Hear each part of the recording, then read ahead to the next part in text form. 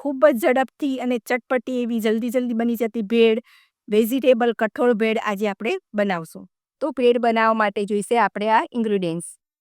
તો આ ગાજર છીણેલા આપણે નાખી દઈશું, કાકડીના કટકા ઝીણા કર્યા છે, આ કેપ્સિકમના ઝીણા કટકા કર્યા છે, કોબી છીણી લીધી છે.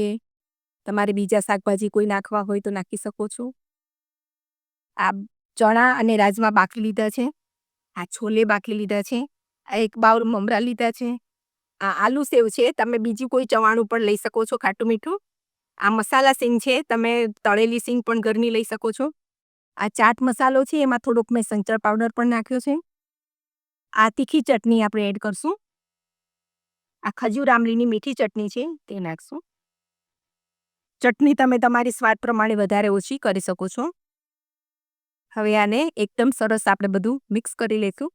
તમને તીખું ભાવતું હોય તો તમે તીખા મરચાં ઝીણા ઝીણા સમારીને આની અંદર નાખી શકો છો. તો આપણી હેલ્ધી અને ચટપટી ભેળ તૈયાર છે. આવી અવનવી વાનગી જોવા માટે તમે યુટ્યુબમાં મારી ચેનલ સબસ્ક્રાઈબ કરો, અલ્પાનું રસોડું.